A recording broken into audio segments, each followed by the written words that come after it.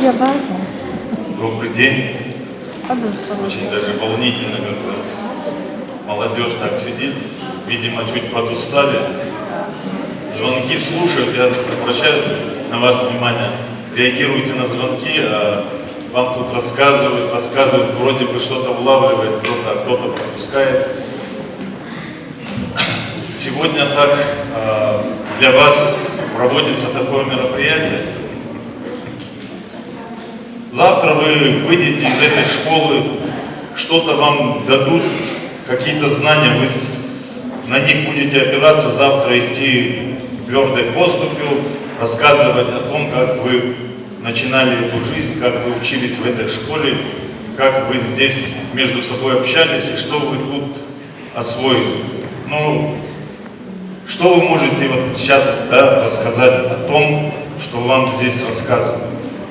О той книге, которую, так скажем, свою определенную историю имеет. Вы завтра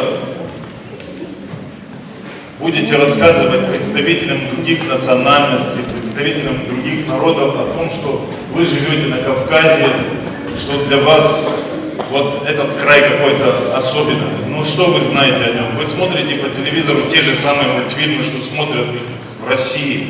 Вы смотрите те же самые фильмы, то, что смотрят в России, вы такие же ребята, как и все. Что вы можете показать, рассказать особенного, передать того, что есть в культуре наших народов? Вот в этой книге рассказывается культура абазинского народа, история, сюжеты, которые в этой книге.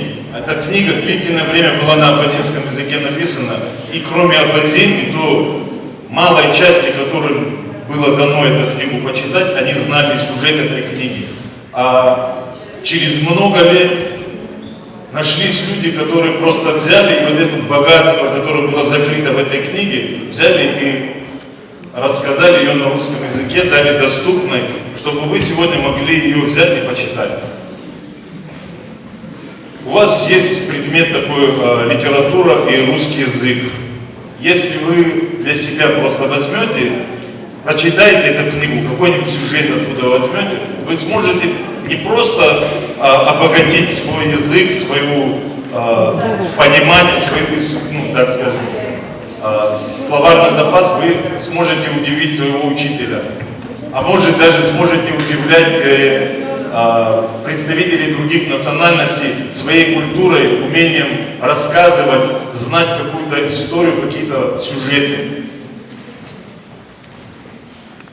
Я, так сказать, с абазинского языка на русский язык был скептически к этому настроен, потому что исчезновение абазинского языка, и эта книга будет подталкивать всех к тому, чтобы они как-то изучали свой родной язык. Но когда эта книга появилась уже на русском языке, возник очень большой интерес к тому, что там рассказано, как оно рассказано, какой там сюжет. Вот всем ребятам, кто здесь сегодня сидит, у вас есть такая большая возможность притронуться к тому прошлому, к тому слову, которое было заложено в эту книгу много лет тому назад.